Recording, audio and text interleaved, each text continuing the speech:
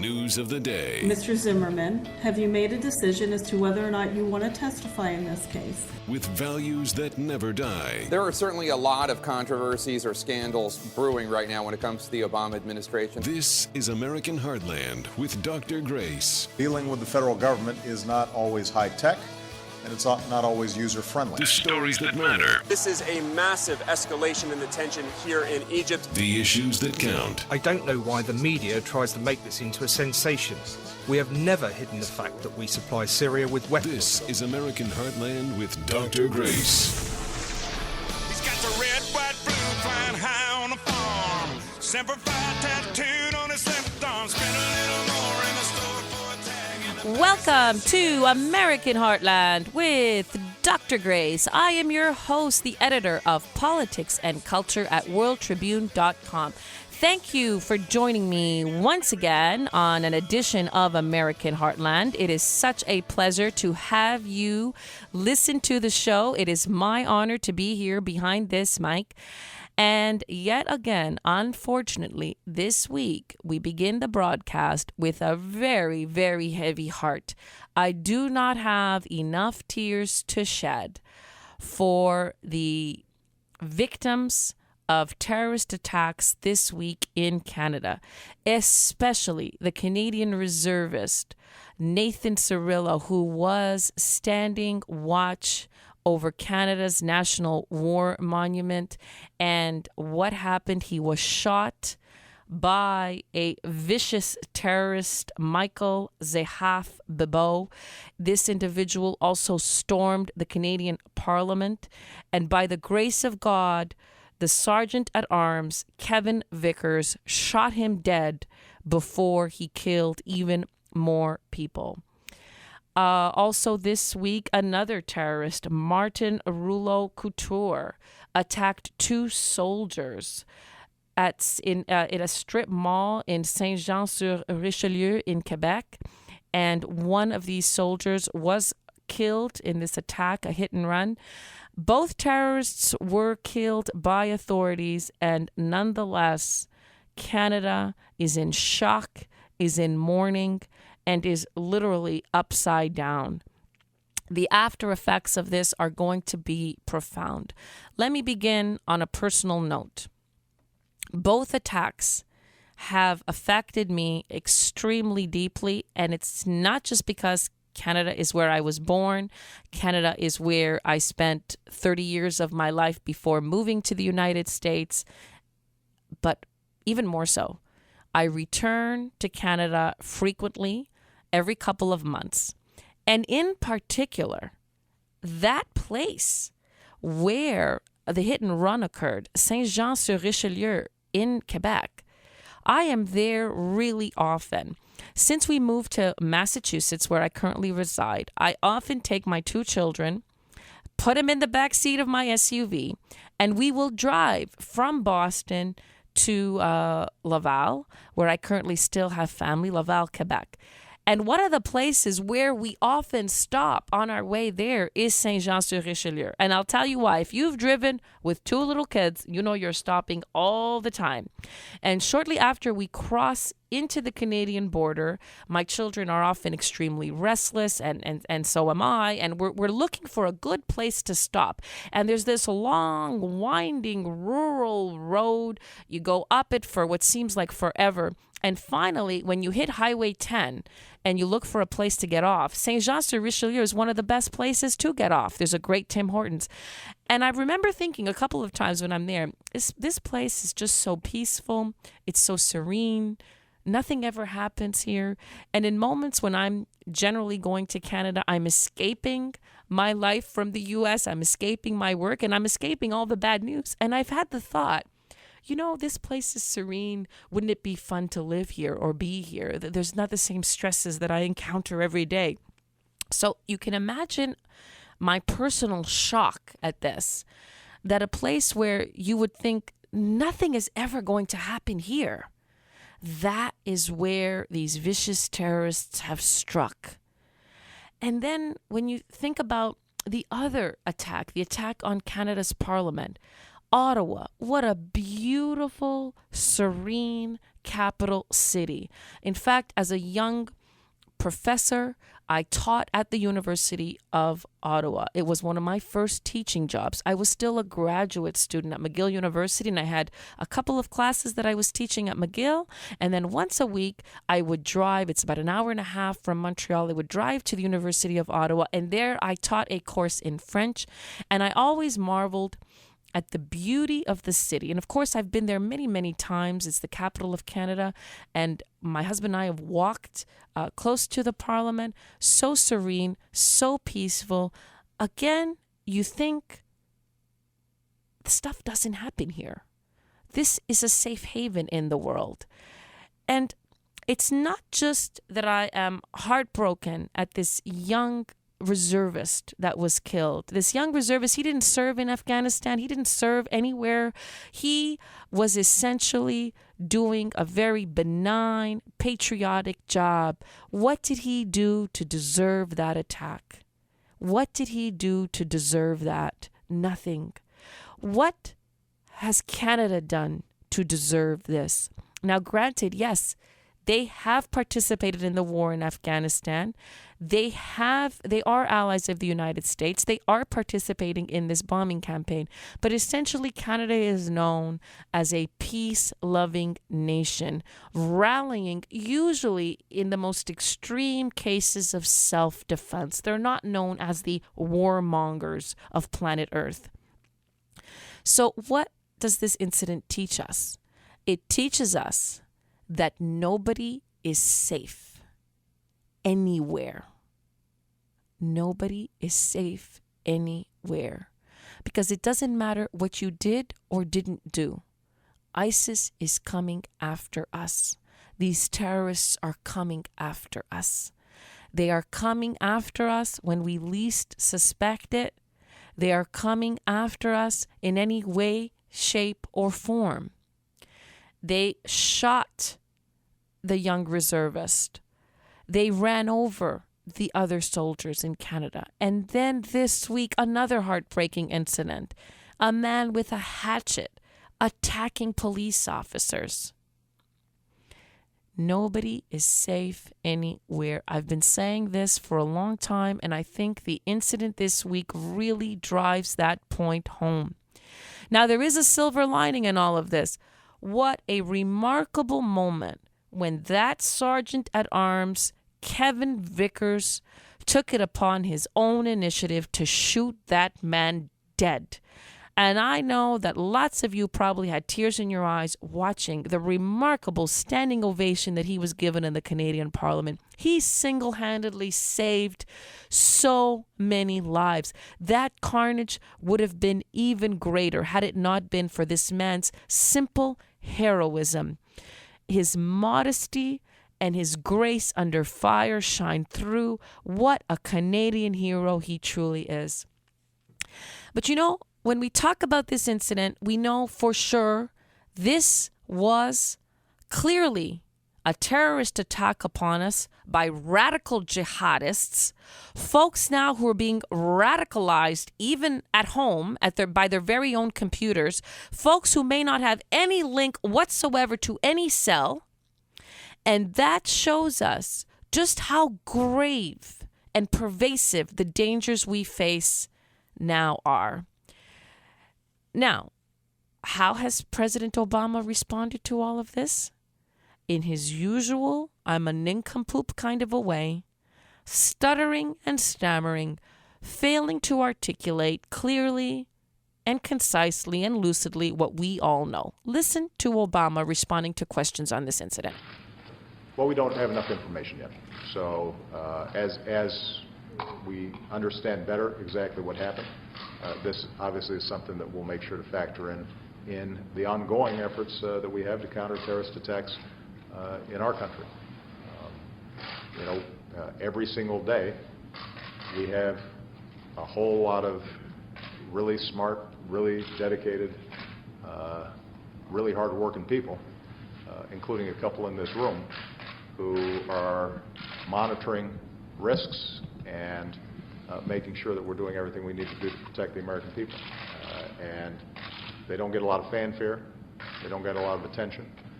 There are a lot of possible threats that are foiled or disrupted that don't always get reported on. And the work of our military, our intelligence teams,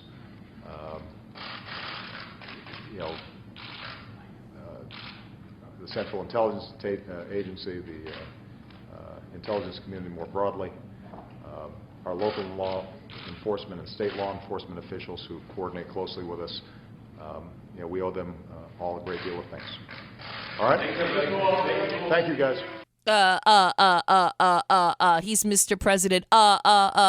He's always stammering. He can't even speak straight. And have you noticed? He tends to say nothing at all. So unbecoming the commander-in-chief, so unbecoming the leader of the free world when a fellow ally is attacked. Even Chris Matthews, his ally in the media, couldn't stomach the president's response to this recent wave of terrorist activity. Listen to this. But definitely, I mean, that is going to be something that will be debated and discussed, no doubt. I just wonder, Michelle, when the President of the United States says senseless violence, this is very purposeful violence. This is political. It seems to me, will you tell me what the people up there feel? This is aimed at changing Canadian policy towards ISIS. It's not senseless. It may be horrible and ruthless, but it does have a point. Well, we don't know the circumstances either, both the Monday's attack or today. Both the shooters the shooter and the suspect who was in the car, they were both killed. But definitely who they chose as targets would lead you to believe that there was definitely a message that was being sent. I agree. Absolutely a clear message was sent. This is obviously part of a campaign to continue to terrorize the West and to send a message that any attacks on the new caliphate which ISIS is creating is going to get counterattacks everywhere. The president should be speaking forcefully about what is going on, but he isn't. He's not speaking forcefully, nor is he acting forcefully, as it looks like ISIS continues to make inroads in Iraq, and some of the latest reports are how much of a threat are they to Baghdad? How much of a threat are they to the American embassy in Baghdad? Those fears are escalating, and that shows that the recent airstrike campaign is doing very, very little to stop ISIS from marching forward. So the president, again, in dealing with an attack on the dearest ally of the United States, Canada, what can he do? Stammer and stutter and fail to act forcefully. And this shows, too, that when you have such a weak, pathetic leader of the free world like Obama, no American ally is safe. Essentially, American allies back the United States because they feel that it's in their interest to do so. They feel that together we're all going to make a more secure world. But with this man leading an alliance, a coalition, it's almost useless to back him because there's no strength there. There's no determination there. There's no will there. And there's no forthright discussion of what is really going on. Under this man's watch, the greatest threat that America has ever faced has incubated, has grown, is on the march, and is attacking American allies and American people everywhere and anywhere. This disaster is on Obama's head. It's going to render him a pariah in the history books for years to come. The Canadians will survive. Ultimately, the Americans will survive. But this black stain on Obama's record will be there forever. You're listening to Dr. Grace, upholding values that never die. I just walked in to find you here with that sad look upon your face. I should have changed that stupid lock. I should have made you leave your key. If I'd known for just 1 second, you'd be back to bother me. Go on now, go. This is American Heartland with Dr. Grace. This is American Heartland with Dr. Grace. I want to talk about me, want to talk about I want to talk about number one. Oh my, me, my, what I think, what I like, what I know, what I want, what I see. I like talking about you usually, but occasionally I want to talk about me. Welcome back. This is Dr. Grace. And you know who wants to talk about him. It's Scott Brown in New Hampshire. It's all about him. It's always about him. It's not about the people of Massachusetts. It's not about New Hampshire. It's not about the U.S. Senate. It's not about the USA. It's about him. And guess what, folks? Scott Brown is now in a tight contest with his Democratic opponent for a seat in the Senate, Jeanne Shaheen. And you know what he needs? He needs the votes of conservatives. If he only had the votes of conservatives, if he only had the votes of Tea Party folks, he could close that gap and maybe he could win. So the talk of New England is, should conservatives vote for Scott Brown? Should they come out and support him? And this is the talk of the town, of the area. And why? Because perhaps, maybe, just maybe, that extra Senate seat is going to make the difference between the Republicans having the majority or the Republicans remaining in the minority. So you've got lots of arguments being made on both sides. And I have a very simple question to ask folks who are pondering this. Is Scott Brown a champion of conservative values? No. Is Scott Brown a champion of Tea Party values? No. Is Scott Brown consistently a champion of Republican values? No. So what good is Scott Brown? He's useless. Do you know what this guy does? He literally puts his finger up in the air and he says, what should I do and say to get myself elected at this current moment in time? And you know what happens when he is elected? Because we do have a record to go on. He was a senator of Massachusetts. He'll put his finger up in the air when it's time to cast a vote and say, what should I do and say at this current time? When it was inconvenient for him to be on the side of the people once he was elected as senator, he voted for Dodd-Frank. When it was inconvenient for him to support gun rights, he voted against gun rights in the Senate. Now it appears it's not so convenient for him in New Hampshire to be so clearly pro-choice. So he's kind of softening that position. What good is Scott Brown? Folks, the guy is useless. Now he wants us to believe that he's going to stand for issues that we care about. Listen to this ad that Scott Brown is running. Anyone who turns on the TV these days knows we face challenges to our way of life. Radical Islamic terrorists are threatening to cause the collapse of our country. President Obama and Senator Shaheen seem confused about the nature of the threat. Not me. I want to secure the border, keep out the people who would do us harm, and restore America's leadership in the world. I'm Scott Brown, and I approve this message, because protecting the homeland is the first step to making America strong again. Well, you know what, Scott? You think that any of us are going to believe that if you're elected to the U.S. Senate and suddenly the New York Times and the Washington Post starts to say there's a comprehensive immigration reform bill that needs to be passed for the good of the nation, you, Scott Brown, the man of steel, are going to stand firm and say, no, not I, representing New Hampshire, I will not, because the border needs to be secured. I don't buy it, not for a minute. This guy puts his finger up in the wind at any given moment. He is useless, and we conservatives should not back him. Don't sell your soul for this charlatan. It's not worth it. And to everybody out there that's fear-mongering, I say, shut up. There's a lot of people saying, what if Scott Brown is the key difference between us being in the majority or us being in the minority? Listen, if you have a useless senator up there who is probably going to vote Democratic or Rhino, it doesn't make a difference. You still don't get a majority with this guy.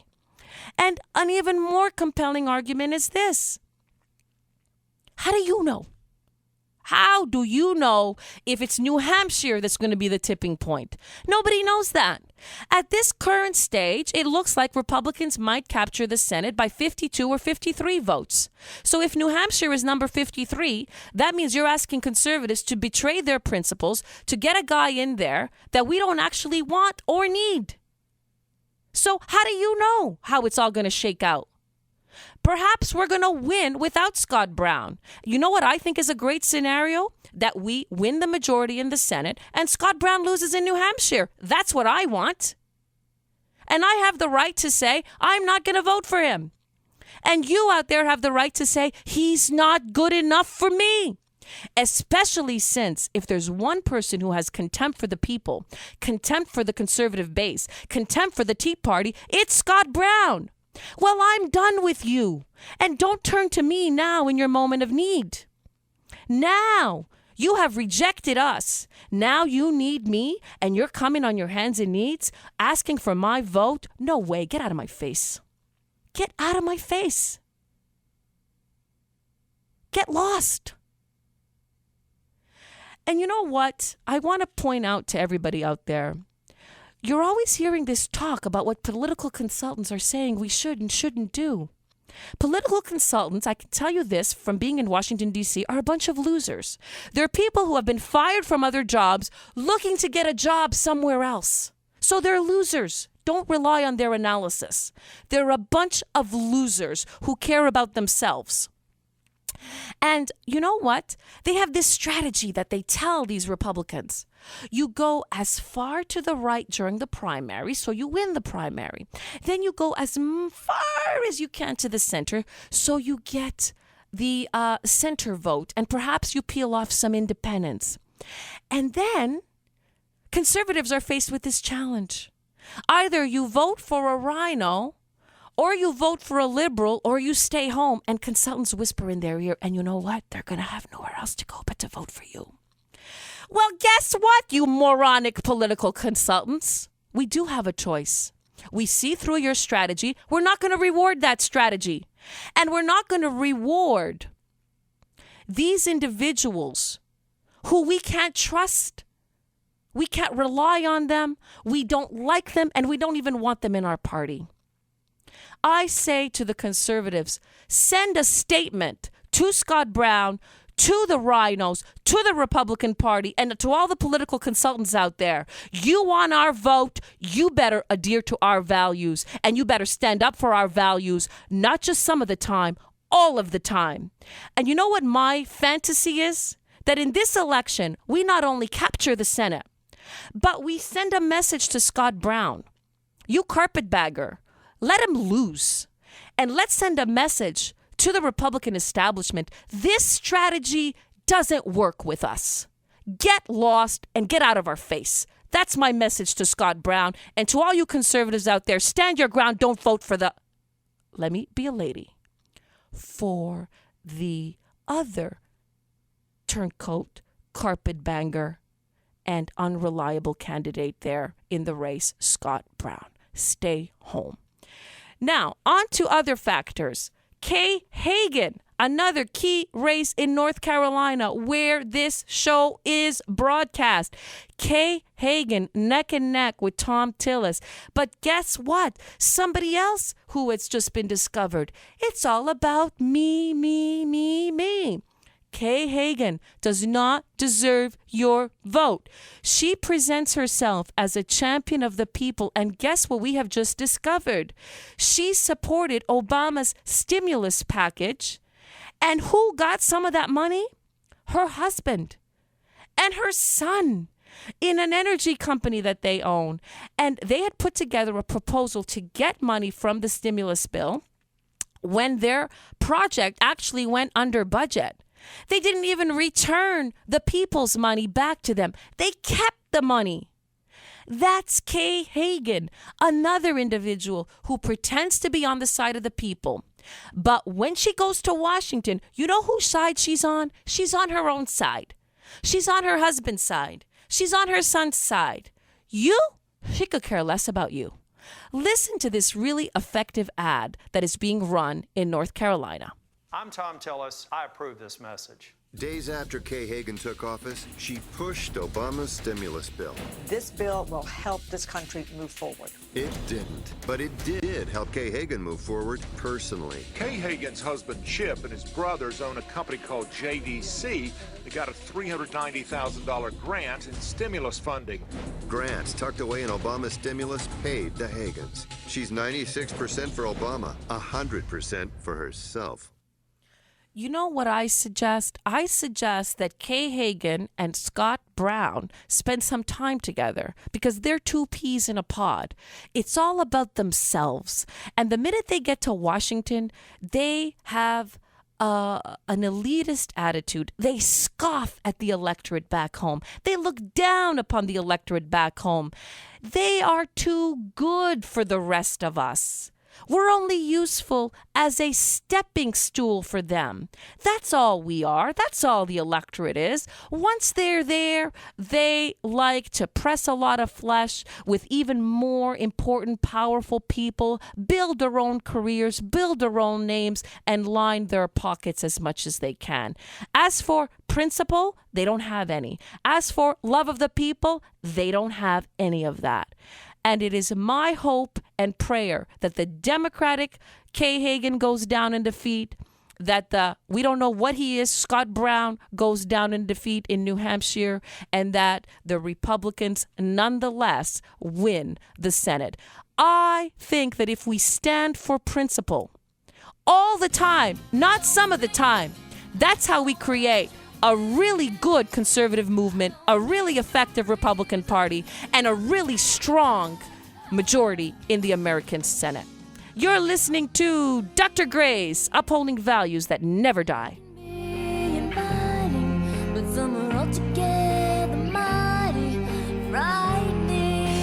The stories that matter, the issues that count. This is American Heartland with Dr. Grace. The stories that matter, the issues that count. This is American Heartland with Dr. Grace.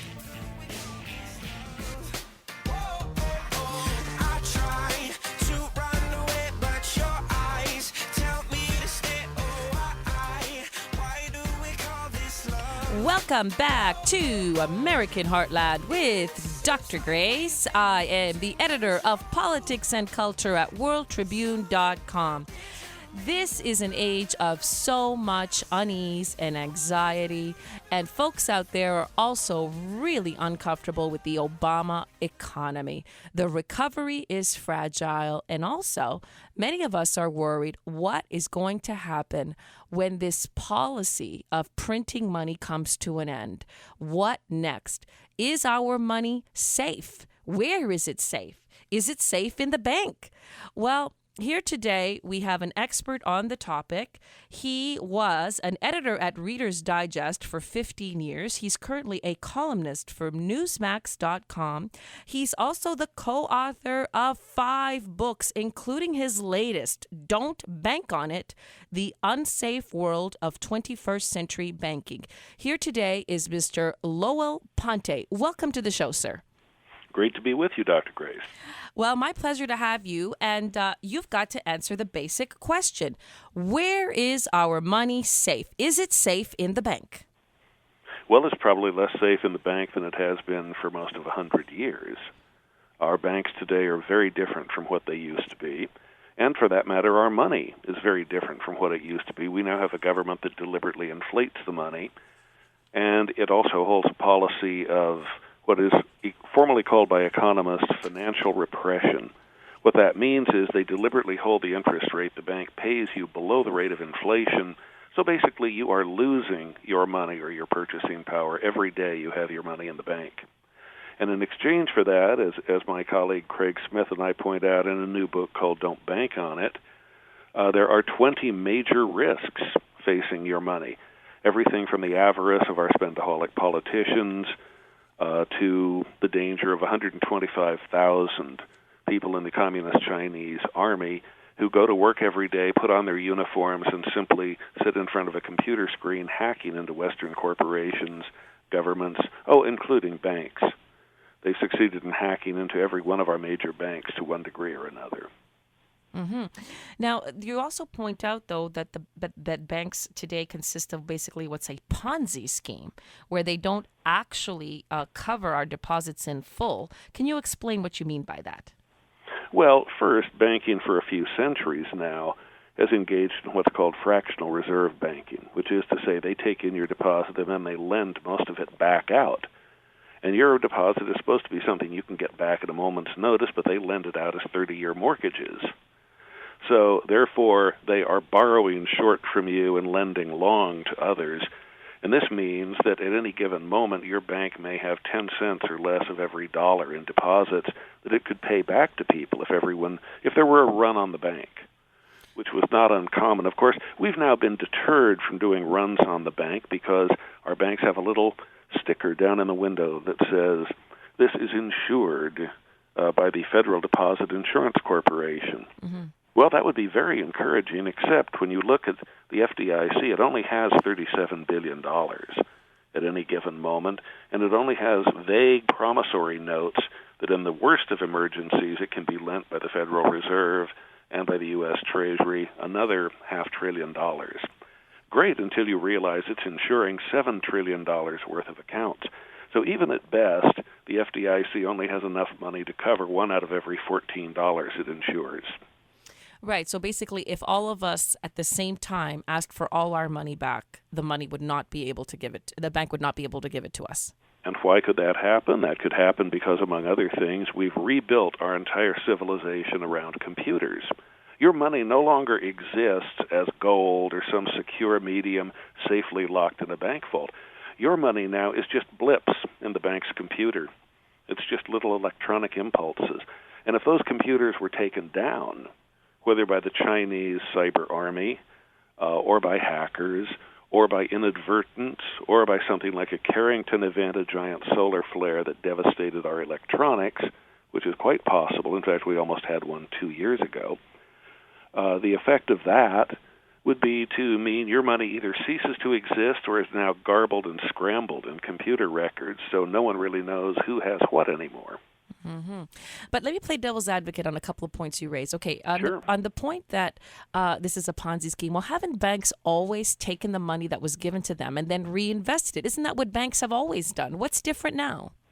No, actually, we used to have things called full reserve banks, and this dates all the way back to the first banks, which happened in the pagan temples of Babylon and places like that, where they would take in farmers' grain, and they would protect the amount of grain. They might charge a fee for it, but it wouldn't come out of the grain itself.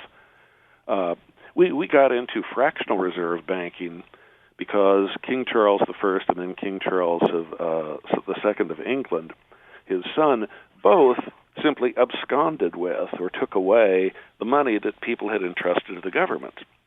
And so wealthy people in England began saying, we have to have some other place to put our money, and they happened upon the goldsmiths of London. The goldsmiths of London certainly had safes and other ways to protect gold, but as soon as they had gold put in their hands by people who thought they would just protect it, they decided what a wonderful opportunity to lend the gold out and earn interest on it. Because after all, those people with their gold deposits, they're just now using the receipts we gave them as money. They're not using the gold itself.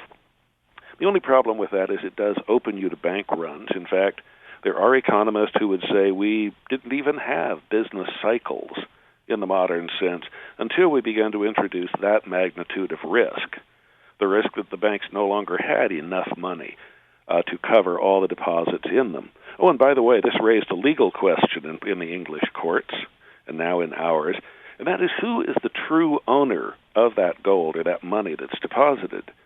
Is it the depositor? Is it the banker? Or is it the person the banker lends the money to? All of these have the effect of, in a way, multiplying the value, because, after all, a receipt can become as valuable as the money itself. And what the courts decided in England more than a century ago, and we're now deciding officially now with new legal doctrine, is that you as the depositor don't even really own your bank account. Your bank account is technically an unsecured asset owned by the banker. And what that means is, as happened in Cyprus, in the Mediterranean island in March 2013, if the government decides that the bank is in arrears or owes money or has to have more cash, the government can step in and seize, as it did, the accounts of account holders to cover that shortfall. Mm-hmm. Because those accounts are actually assets of the bank, not of the depositor. Right. Very alarming. Now, would you say that one of the remedies to this is that banks should not be practicing this fractional reserve banking, but should be holding our deposits, just holding it? If you have $1 in deposit, it should just simply be there. Is that what you're suggesting? Well, don't take my word for this. Take the word of Terry Burnham. He was a Harvard economics professor educated at MIT. Earlier this year, he withdrew his life savings of almost $1 million from Bank of America, saying it's now simply too risky to leave your money in a major bank. And what did he say to do with it? Well, yes, indeed, just hold some of it under your bed, use it to pay bills, use it to pay taxes in advance, and look, ideally, if you can find one, he recommends creating them, the recreation of a full reserve bank. Mm-hmm. It will just take your money and hold it. It will not pretend to make money on it. Since the bank is not really paying you interest anymore, worth more than 0.5%, what do you have to lose? Right. So do these full reserve banks exist? They don't exist right now, right? Virtually not, because it's become so lucrative, and of course also because the government encourages fractional reserve banking. Of course, we have a government that now follows the amazing legal doctrine that not only is the power to tax the power to kill, so is the power to regulate the power to kill. And the government has virtually nationalized our banks via regulation. And by doing so, they've come to use our banks as ATMs for the politician. Whether it's to force banks to make loans to groups of people the current ruling class prefers, as happened with the CRA, the Community Reinvestment Act, where banks were forced to lend more than $1 trillion to people who were not creditworthy. That increasingly is done, and the politicians themselves simply want to get their hands on that money. So in recent months, for example, we've seen the Obama administration unable to get money out of Congress, out of a Republican Congress. They have imposed fines of $16.65 billion on Bank of America, of $15 billion on J.P. Morgan Chase, on more than $5 billion on Citibank, and so on. And they've made it clear they have plans not only to squeeze the banks constantly and repeatedly as major sources of government funding, but also to go after our accounts directly by financial repression, by confiscating accounts where they can, and eventually by imitating what Argentina did. Argentina, in 2008, people woke up there one day to find that their retirement accounts, which in the U.S. are worth more than $20 trillion, their retirement accounts had been confiscated by the government, and in their place, the government had put Argentine government bonds of equal face value. Trouble is, the market value of those bonds was only about 27 cents on the dollar. Mm-hmm. So basically, the Argentine government stole 3/4 of the retirement savings of the people of Argentina. By the way, we document all of this in great detail in our new book, Don't Bank on It. And Dr. Grace, we would be more than honored to give absolutely free and post-paid a copy of this book to your listeners. Oh, fabulous! All right, we will work on that together. Then, tell me something. Would you suggest? I'd be happy to just give them an 800 number if they'd like the book. Yeah, sure. By all means, go ahead. Yeah, this saves a great deal of effort.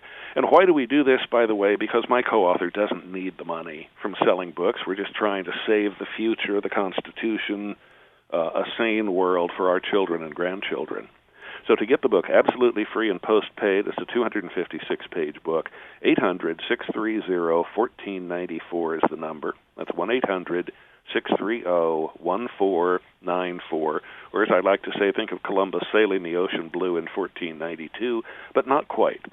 800-630-1494. The book is called Don't Bank on It, The Unsafe World of 21st Century Banking.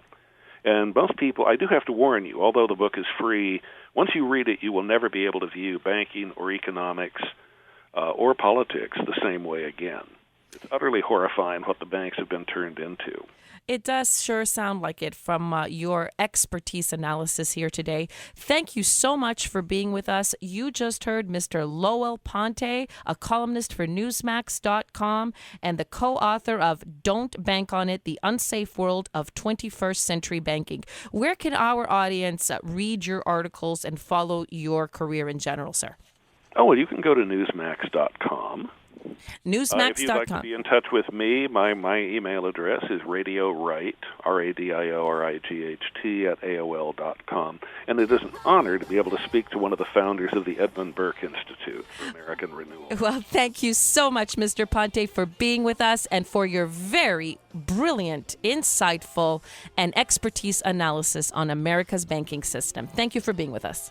My pleasure.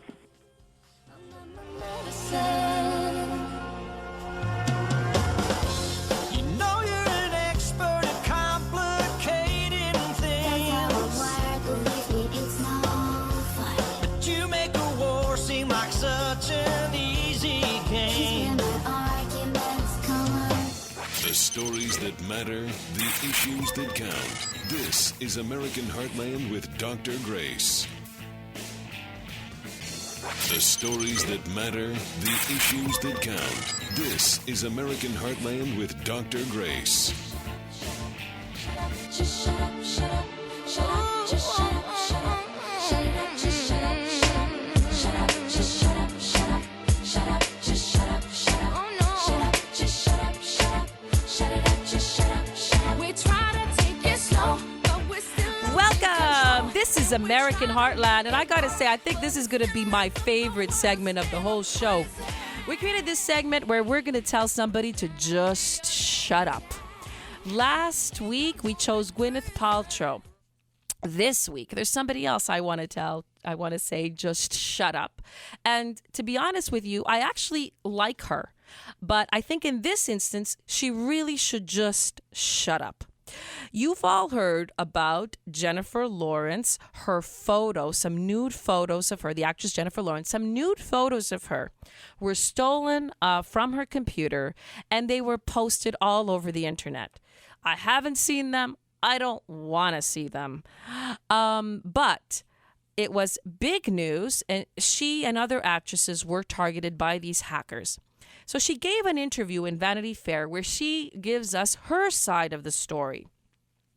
And she says that, just because she's an actress doesn't mean that she asked for this. It doesn't come with the territory. It's her body, and that's an invasion of privacy. And I agree with her insofar as she's saying that.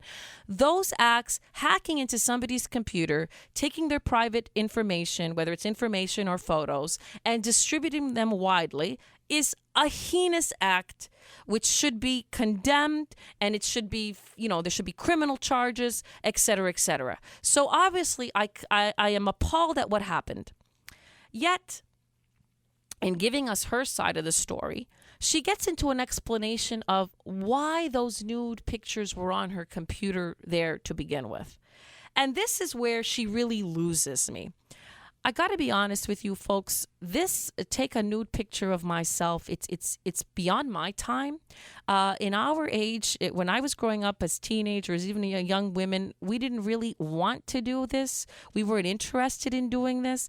This to me seems really stupid. That's the only word I can describe it. It's really stupid. It's not even juvenile. I think of it as almost like toddler-like behavior. It's like my little boy has a fascination with his current private parts, and I'm trying to teach him Ashton, that's private, and he keeps giggling. He thinks it's very funny. So to me, this, I take a picture of my private parts and I look at it and I send it to my boyfriend. It's even more immature than juvenile. Juvenile isn't the word for it, okay? When we were teenagers, what we found attractive was, actually kissing a member of the opposite sex. Actually being touched by a member of the opposite sex. This, I take a picture of myself. I'm so sexy and I send it to you. This is just, it's idiotic. I don't know how else to say it. It's just absolutely, so I don't relate to this phenomenon whatsoever, but that's besides the point. This is where I want to tell her to just shut up. So this is what she says. I was in a loving, healthy, and great relationship for 4 years. It was long distance. And either your boyfriend is going to look at porn or he's going to look at you. That's the end of the quote. So how does Jennifer Lawrence explain why she had all those naked pictures of herself on her computer? Because this is genius Jennifer Lawrence. PhD Jennifer Lawrence. Either your boyfriend is going to look at porn or he's going to look at you. Well, miss, let me ask you this question. If you're having a long-distance relationship and your boyfriend is looking at pornographic pictures of you, what's the difference? What's the difference? What's the difference? If he's having sexual activity with a picture of you or with a picture of somebody else, there's no difference. You know why there's no difference? Because ultimately, this man, this boyfriend of yours, what you're teaching him is that sexual activity is about his own pleasure. That's what you're teaching him. Whether the picture is of you or somebody else, who cares? And you know what, genius Lawrence? If you're teaching your boyfriend that it's good and healthy and he should have sexual activity without you there, but it's only good if there's a picture of you, sooner or later, he's going to graduate to the pictures of other women. You moron. So just shut up. Just shut up. This is stupid. And moreover, I got to say something else. Look, Miss Lawrence, if you really cared about your boyfriend and if he really cared about you, you wouldn't be in a quote-unquote long-distance relationship. You would be together side by side at all times. That's what true love is. So that you could be his number one and he can be your number one. Right there, live and in the flesh. She certainly has enough money that she doesn't have to even keep working. So I don't even buy the first premise of this. Why are you in this long distance relationship? If you're truly in love, you're together at all times. That's another problem we have nowadays. Everybody thinks, oh, you got to travel. You got to have this grand career. You got to do this. You got to do that. There's very, very few reasons, very few valid reasons why a couple needs to be apart when they are in love. I suggest that those who truly want to nurture their loving relationship, one of the first acts that they must take is say, I'm not going to be in a career where I'm away from the one I love. I don't want to be away from the one I love. My career isn't more important than the one I love. So Jennifer Lawrence, just shut up. And now I want to move on to another segment which we've introduced on American Heartland.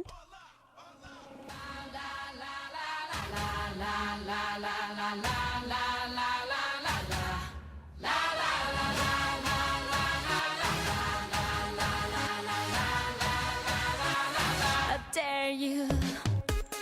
Welcome to the mailbox. Time to write to Dr. Grace at valuesthatneverdie at hotmail.com. valuesthatneverdie@hotmail.com. Let's go to the mailbox. Letter number 1. Mary from Johnston, North Carolina. She writes, Dr. Grace, did you see the video of little girls cursing to support feminism? If that's feminism, I'm out of the movement.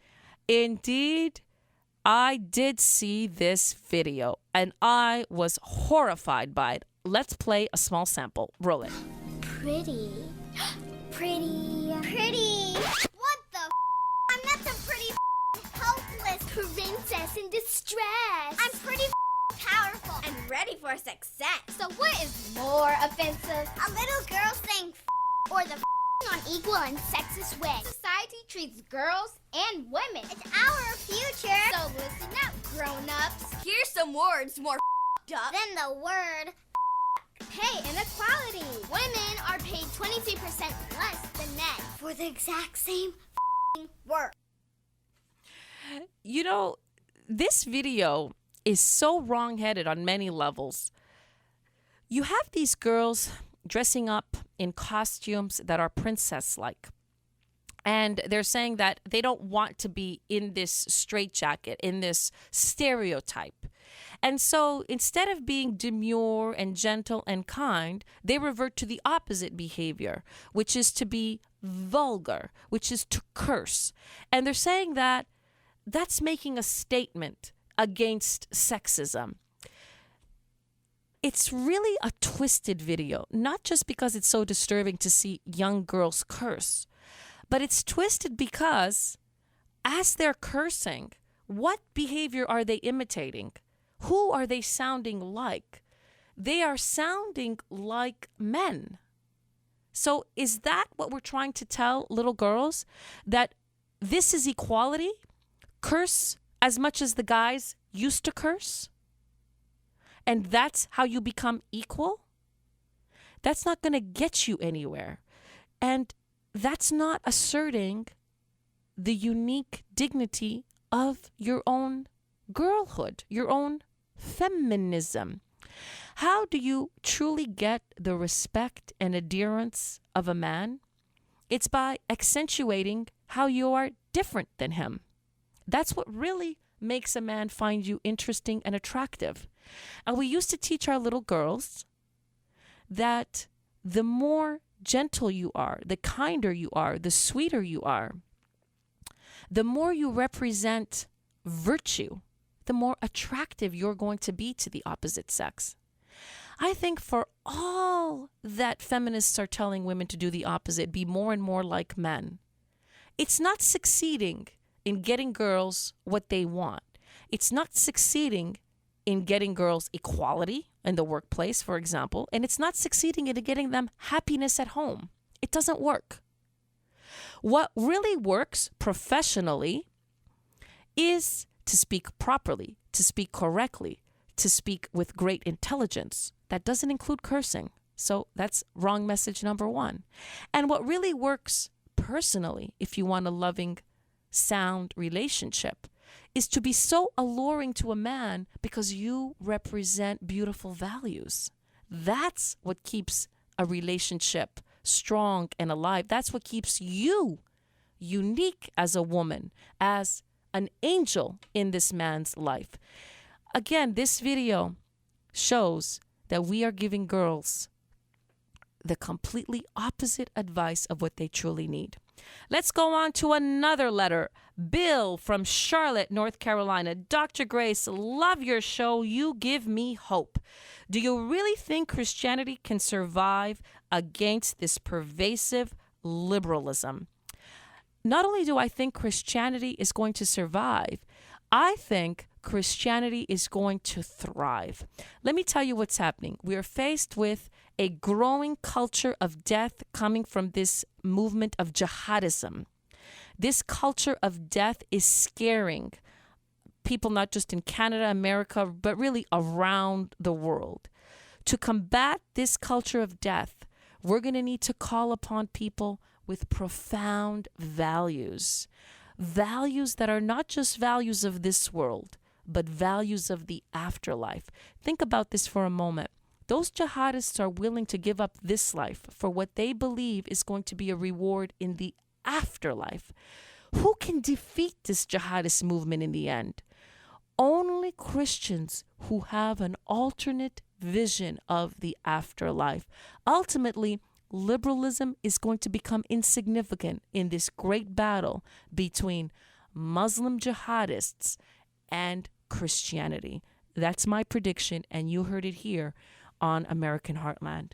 Letter number 3 From Diana in Johnstown, North Carolina, Dr. Grace, the attacks in Canada show that weak American leadership hurts even our gentlest allies. Is it a stretch to blame Obama for what happened across the northern border?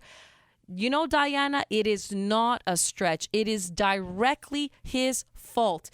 He inherited a situation in which there was no ISIS, in which we didn't have these terrorist attacks in Canada or in the United States. He inherited a situation in which Iraq was a stable democracy, something new in the Middle East. And it needed to be nurtured with loving, gentle hands. It needed to be nurtured by somebody who understood the magnitude of the sacrifice that had been made, and also the vision of what had just been achieved. Instead of nurturing that, he decided that it was more important for him to appeal to his political base and cut and run, withdraw, just disappear. And in that vacuum, a heinous, barbaric group emerged that is even more of a threat to America, to Canada, and to Europe than Al-Qaeda ever was, and that is ISIS. So yes, the attacks in Canada are directly to be put at the feet of President Barack Obama, whose Middle East strategy is a dismal failure. You're listening to Dr. Grace, upholding values that never die. Where I come from, here's what I tell everyone. I was born by God's dear grace. This is American Heartland with Dr. Grace.